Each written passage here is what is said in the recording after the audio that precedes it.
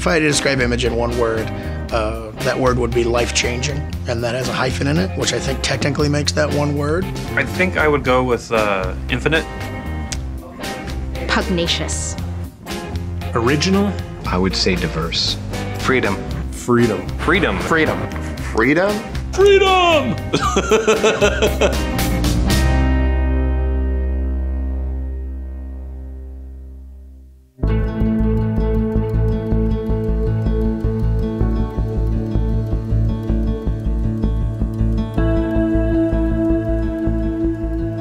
There had never been a concerted effort by a group of creators before. The fact that 7 guys all at the same time came together to form their own creator-owned comics company was unheard of up to that point. They basically said Marvel we were leaving. They went over to DC and said, we're not going to come work here either. We want our fair take. And then they started Image Comics. The 7 hottest creators in an industry going, hey, we're going to do our own thing. It was an atomic bomb that sent waves through the entire industry.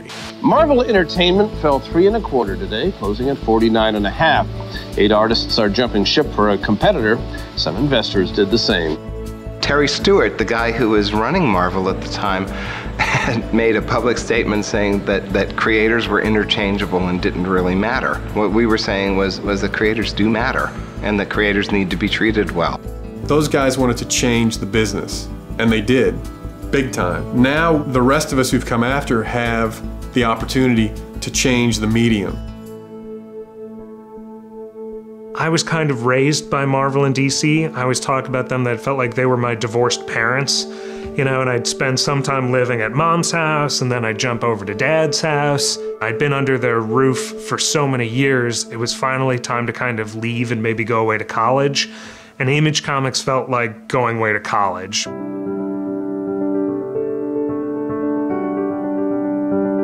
One of the things that we've shown over the last several years, when you let people do the kind of work they want to do, that something special happens.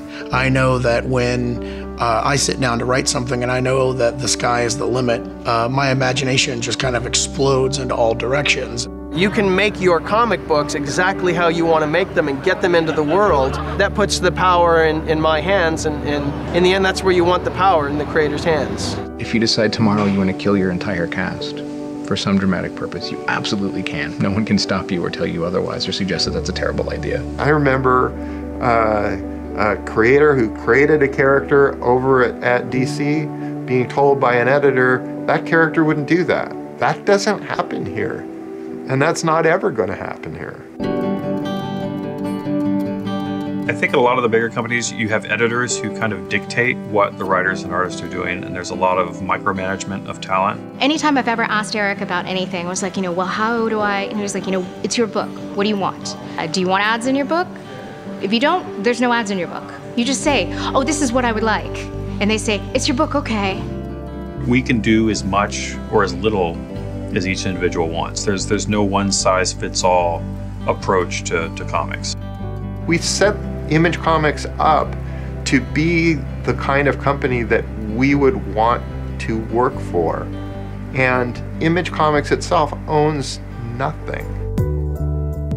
There are publishers in comics who claim to be doing creator-owned comics, but unless the creator has 100% ownership of that property, it's not creator-owned. Whether you're talking about comics, movies, TV, toys, video games, all of it is owned by the creator and controlled by the creator. When the creator wants to publish a comic, Image Comics is there for you.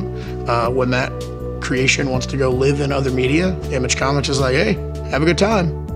There are a lot of deals in the industry that are referred to as creator-owned properties. Not one of them can compete with Image. Image has the best deal in town, period. Like it is true creator-owned comics. You control everything top to bottom. There is no corporate structure with a guy at the top of the pyramid trying to maneuver things in order to increase his income. Every other company is designed that way.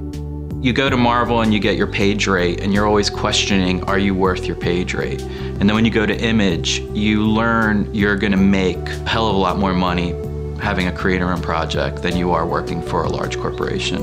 It's not a job, it's 100% art. And the fact that Fiona and I get to own it outright, and then financially prosper from it is just gravy. Their deal is amazingly slanted towards the creators because the company was created by creators.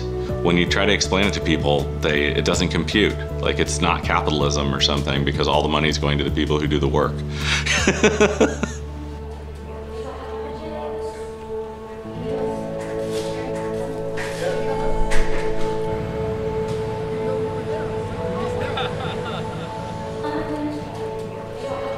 This company continues to thrive over 2 decades after its formation as a living testament to the vision of its founders.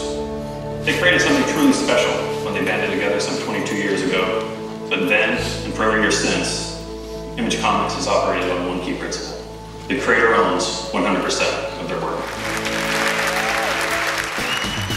The beautiful thing about Image now is that retailers and fans are supporting the books at healthy numbers, and you don't necessarily have to be that superstar creator to make that jump now. I used to be something of a pessimist, especially after fighting out the creator-owned battle for a decade, and it just didn't seem like it was crackable. And now, you know, people are selling out of 50,000 copy print runs of trade paperbacks. You can find a long list of creators that will tell you, you know, my life was like this, I did books at Image, now my life is like this. That Image is kind of on such a roll now that even the most outlandish shit that you put out there has a chance to find an audience. I think that Image has a readership that is excited by that kind of risk-taking. Matt Fraction doing Sex Criminals or Kelly Sue doing Bitch Planet. Those are the kind of comics that 10 years ago people would tell their friends in bars, but they'd be like, but no one would ever publish that. The breadth of material now is so vast. You've got an educational children's comic at the same publisher as The Walking Dead. That just says a lot in terms of what they're doing now and where they're going.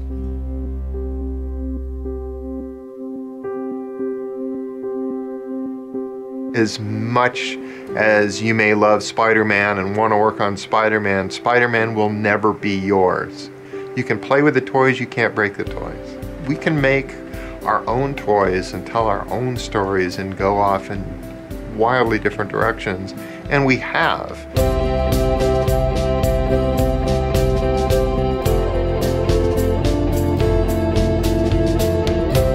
From a business perspective, it's the best deal you're going to get, hands down.